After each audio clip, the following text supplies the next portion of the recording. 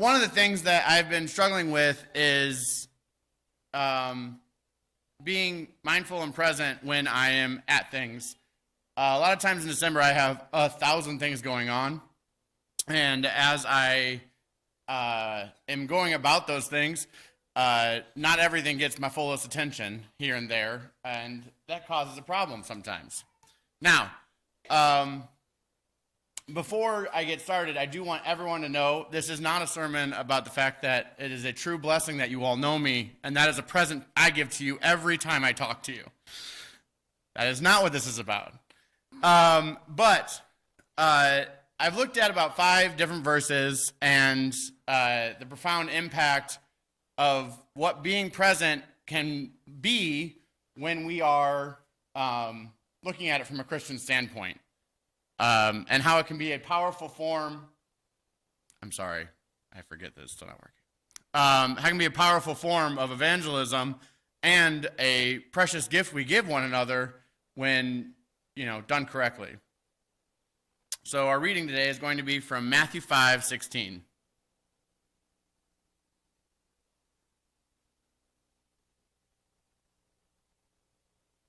Matthew 5:16. In the same way, let your light shine before others, so that they may see your good works and give glory to your Father who is in heaven.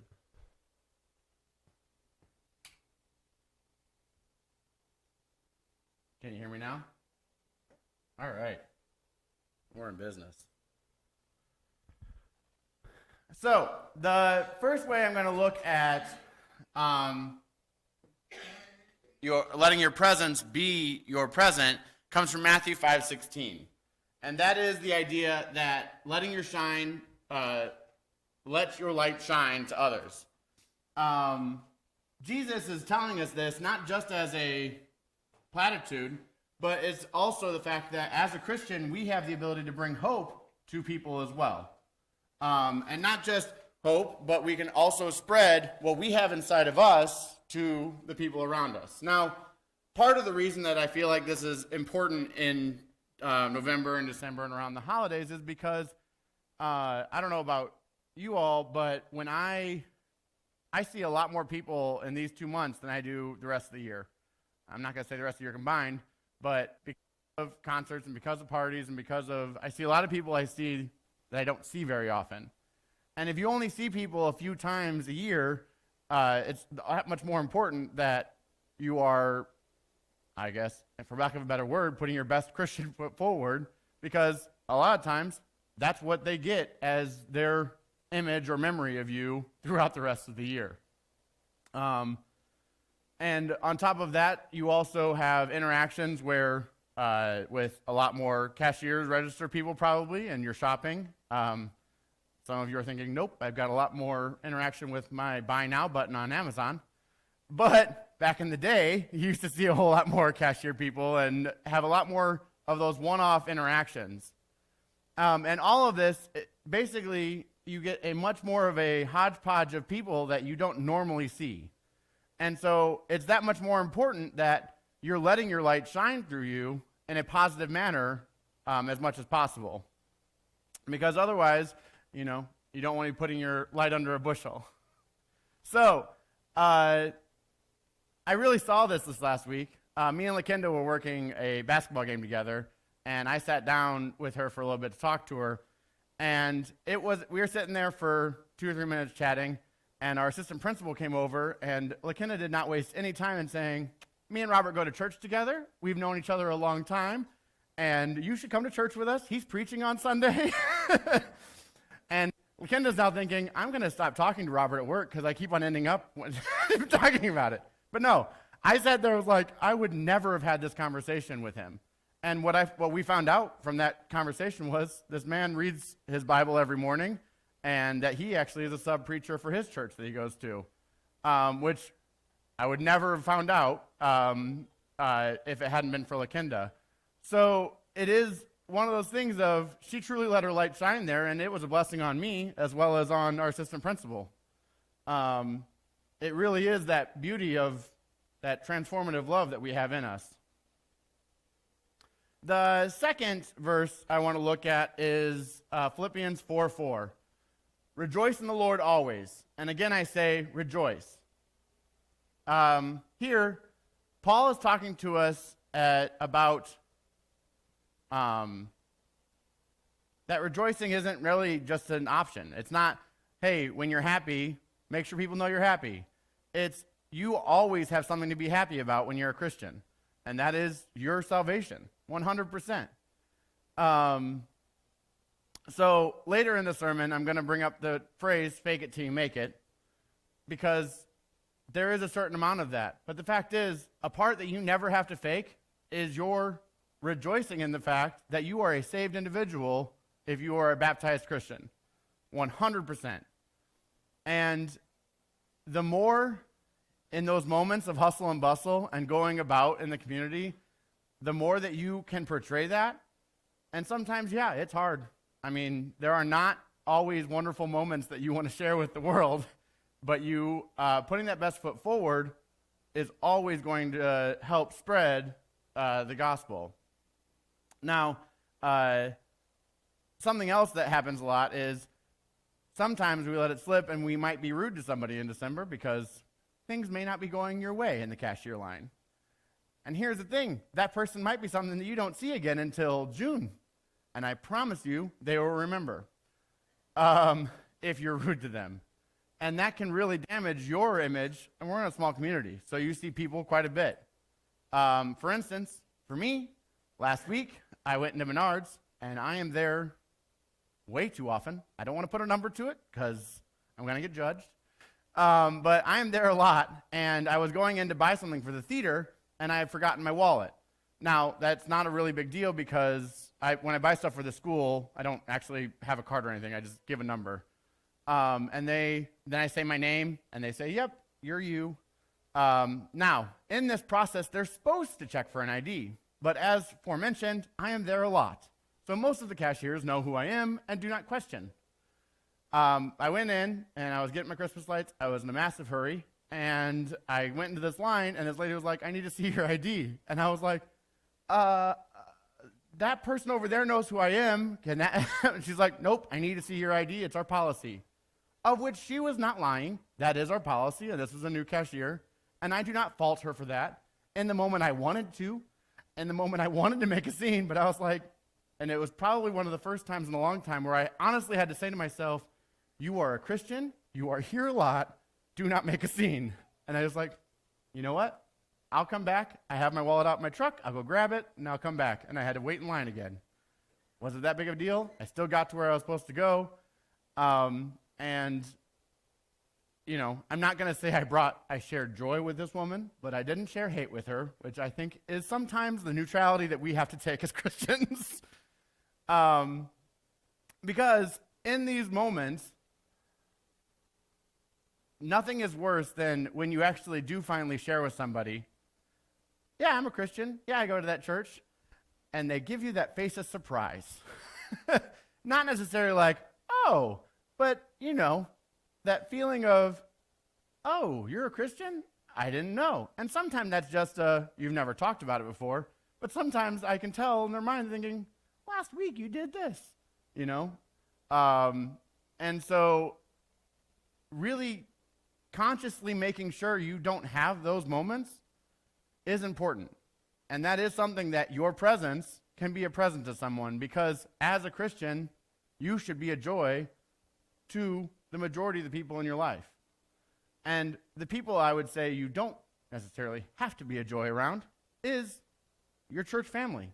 Because sometimes I have to unload on Bruce or unload on Missy or get help from somebody because I have to have somewhere to outlet that. But out in the world, it really is important that we always are putting our best foot forward, because that is the image of Christ that many people get to see. Thirdly, we have Proverbs 15:13. A glad heart makes a happy face. A broken heart crushes the spirit. We gain insight into this of the fact of when you have a happy heart, it is much easier to go out and do what you need to do to spread that joy, spread that love that God has given us. Because as much as I can stand up here before you and say, I rejoice in the fact that I'm a baptized Christian and I know that I am going to heaven, I'm not always feeling that on Tuesday morning when I have to go to work and deal with whatever you want to say I have to deal with. And one of the things I say to this is this verse really screams to me about mental health. Because I think that mental health and spiritual health are very closely tied. If you've ever been in class with Jeff and myself, you've probably heard us bring up there's a hierarchy of needs, and spirituality is the top of that, which means that until you have a certain amount of things taken care of in your life, it is very hard to be a spiritual being. And, I mean, yes, at the bottom of that, it's, do I have a roof over my head? Do I have food in my belly? But in the middle of that is, am I sane? Do I have the mental capacity to even think about something besides my day-to-day stuff? And the pinnacle of it is spirituality. It's a very fascinating study done by a person that's not a religious person, so I like the fact when science says, oh, there's a place for this, and it has to be there, but there is a method you have to do to get there. And so it's very important to me about mental health. And I bring that up because in December, a lot of times, we let stuff get away from us. We are constantly busy with something. We are constantly going from one thing to another. And when we do that, we aren't giving ourselves the ability to slow down, stop, and breathe so that when we do need to help somebody, we're not doing it begrudgingly. Oh, that's another thing I have to do. Oh, Bruce asked me again to come out and help. And normally wouldn't be a problem. When I'm busy with a million things, sometimes it does feel like it's more of a grudge than being helpful. It's never been a grudge. But keeping up top of your mental health is important. Now, that may look different things to different people. For me, it is sitting here, and it is listening to my brothers. I love, and I have said this in my class, I love that our church has so many different viewpoints that come up here and give their views on the Bible. Is a wonderful thing to me, and it usually is what I need to recharge my battery. I hate when I have to miss church on Sunday. It makes my week harder. Now, do I have other things that help me? Yes, absolutely. I went on a field trip last Wednesday to go see a show, and as we were on the bus, I was talking about seeing this show or that show and comparing things, and one of the ladies behind me was like, how do you have time to see shows? And I just quite frankly said, it makes me happy. And it was one of those things that Kayla knows it makes me happy, and Kayla just wants things that are away from the children. So it makes us both happy.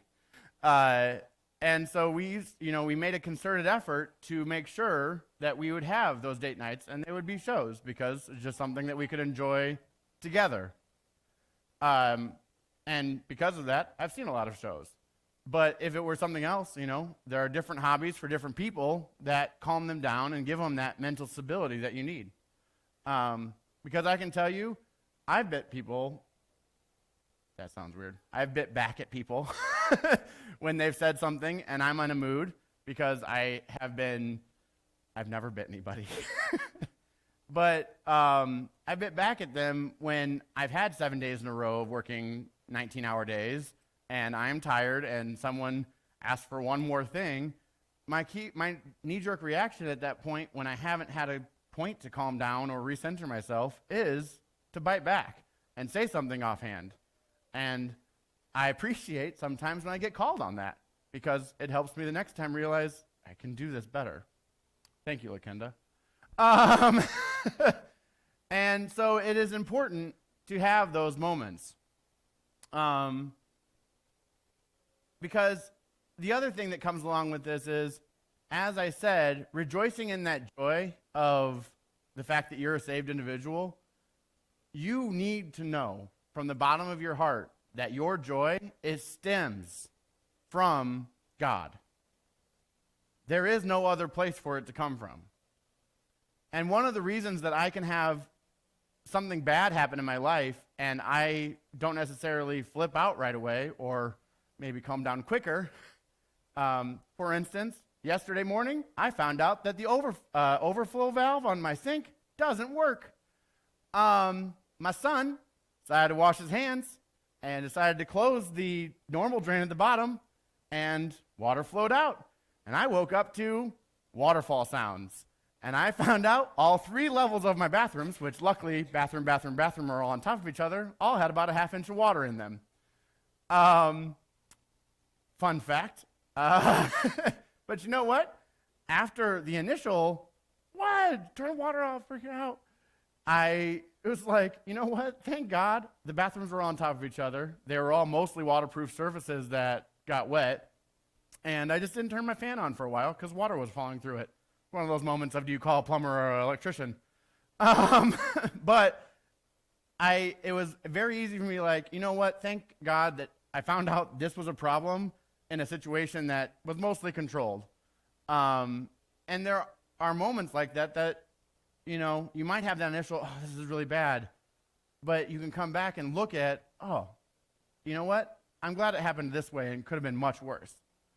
I know somebody who's not a Christian, and he's seemingly a very happy person, and thousands of the good things have happened in his life. But you know what? Every time something comes up that's bad, he loses it like he has the worst life in the world. And it's very hard to be with this person because I know that it's because his joy doesn't come from any other way than that initial moment of happiness when good things happen to him. And when that's where your joy is coming from and not from God, it's very easy to be put off kilter by that one bad thing, that one sometimes seemingly pebble in the road.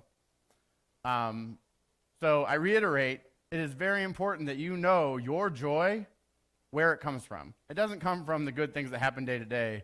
It comes from God. Fourth, and probably the hardest one for me, comes from Ecclesiastes 3:1.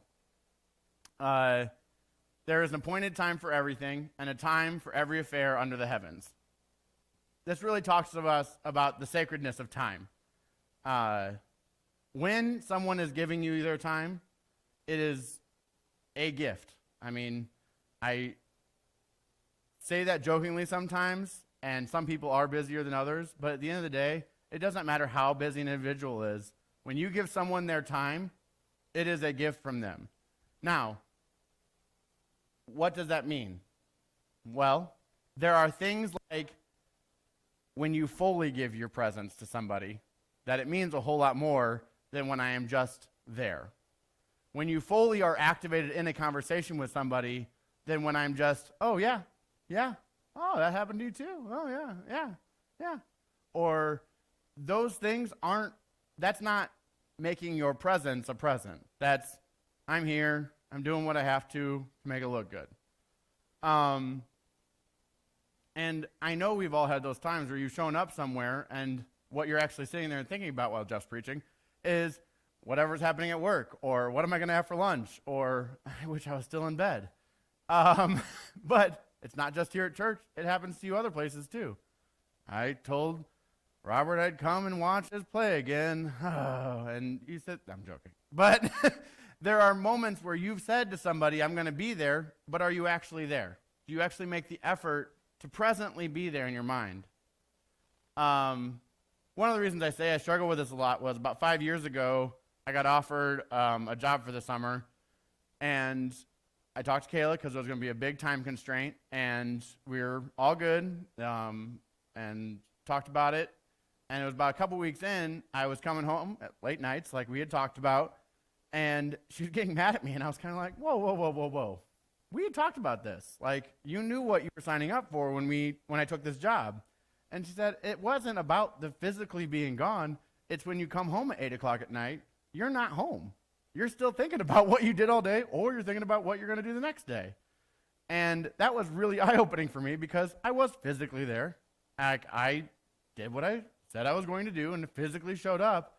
But to her, that, you know, she didn't have anybody throughout the day to talk to unload on her and to talk about her day with. And when she was doing that, she could tell I was not paying attention in any way, shape, or form. And so it was that very important to her that she doesn't care if I have those long hours. It's when I'm home, I'm home.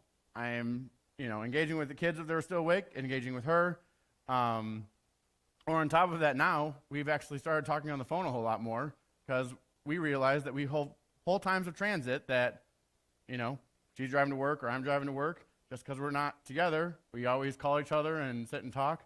Sometimes drives people nuts in the morning when I'm walking around the building talking to myself. Because, I find every moment I can to be present with her on that. And that's just something that we've done to make that work. Because it's not about necessarily the fact that I'm gone long hours. It's that when I'm there, I'm there. The other time that I've seen this is, and this just comes to mind just because we've had so many, I work tons of concerts with tons of little children. Some of you have been there for your little children's things. And I sit in the back, and all of a sudden I just see about 40 phones go up in the air, like nobody else is in the room, and they are recording their child, like they're going to watch that video 14 more times every day for the rest of their lives. And I guarantee you they're going to watch it probably once. And in those things, it is very conscious for me, be in the moment. This is really, Xander just started having his first sets of concerts, and it has been very important to me that when I'm there, I am watching him, I'm not trying to take pictures of it, whatnot, because I have those memories, and honestly, Grandma's still taking pictures of everything anyways. But, 20 years ago, that wasn't even an option. You had to sit there, and you had to listen to whatever was coming out the stage, because there wasn't an option to hold your phone up and record it. But it's just like when I'm at the 4th of July, I love it when I see people taking pictures of fireworks. How many of you have pictures in your phone of fireworks that you've never looked at again? I don't get it. Be there in the moment. I promise you that memory in your mind is going to mean a whole lot more than you might running over it as you're looking for another picture in 15 years. Finally, I have 1 Thessalonians 5, 16 through 18. 16 starts with, rejoice always, pray without ceasing, and in all circumstances give thanks. For this is the will of God in Christ Jesus. Now, we've talked about rejoice always, and I've had several classes and sermons on what pray continually means. But what I really want to look at here is the expressing thanksgiving in everything that you do. We take that, and it is very important that you are thankful. It really is. Because even in the bad times, when you don't have thanksgiving, that's not what this verse says. This verse says, rejoice always, pray without ceasing, which is another way of saying always, and give thanks in all circumstances. Again, always. It's just good writing that they say it differently. But basically it's saying, rejoice always, pray always, be thankful always. And that's really hard because, as I said, my initial moment when I had a waterfall coming out of my sink was not thankfulness. Now, after thinking about it for a few minutes, after getting it cleaned up and realizing no real damage was done and could have been truly bad, I did have that, oh, thank you. And I've had other moments. I know me and Kayla have talked about the fact that if we had met at any other point in our lives, we would have hated each other. I don't like my teenage wife when I hear stories about her, and she doesn't like my teenage story life. We just weren't compatible humans at that point. Now, when we met as young adults, it was a completely different situation for her. It was a completely different situation for me, and I'm not going to say she liked me on my first date, but the second date she started to. But the fact is that I am extremely thankful to the fact that we met when we met. And that is I know that was a plan by God. I have no doubt in my mind. So being thankful about everything includes that look for when those things happen to you that are not so great, looking for them, but also looking at the fact that when good things happen, be thankful that they happen when they happen. Because sometimes it's bringing you out of something. Sometimes it's bringing you up before something fails. God has a picture you don't have. But I will say there is a balance to this. Right now, Xerxes and Zeke are in the age where they want to be thankful for everything.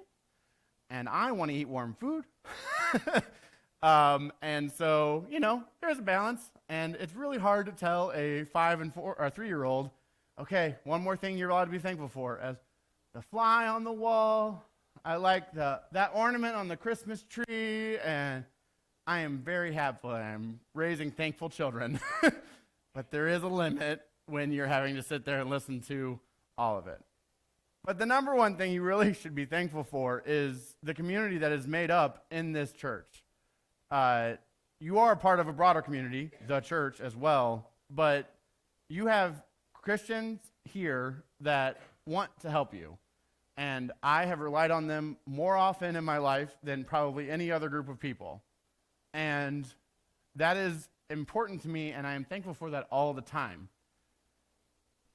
Because if there's one thing I would say is falling apart in America is, yes, I don't like that God gets removed from things. Yes, I use all the power of my ability to put God into things when I can. But the fact is, the community that is lost from people not being at church is hurting us way more than anything else. Because we're not replacing it with anything. Schools are trying, some cities are trying, but there is no replacement for the community that you have in a church building. And that is what small town America is. I don't care what any politician or any person ever tells you, that is the community that comes from that. And that is something that you should be thankful for, that you get to experience that every Sunday, all the time. So, as we're here today, and I talk about these verses, try to help them to guide your interactions as you go throughout the week and throughout the rest of the holiday season. And remember that, there's always someone watching. You are a living testimony to God. That is what being a baptized Christian is by very definition. And when you're a living testimony enough in our community and out there, outside of these 4 walls, you are an evangelist. Whether you ever say, come to church, though you should do that too. And so it's very important, because every place you are, and you are truly being a Christian, is a place where hearts are being lifted and the light of Christ is being brightly shown. And that is the most important thing you can do as a Christian. So I understand that today's sermon wasn't exactly about salvation, but it dealt a lot with how we portray ourselves to the world, because I think that is the first starting point in bringing more bodies into churches across America. And I know that is the way to help people out there, is to show them the love of Christ. So if you're struggling with that, or there's just anything else you need from our community in this building, please come forward as we stand and as we sing. Encamped along the hills of mighty Christians.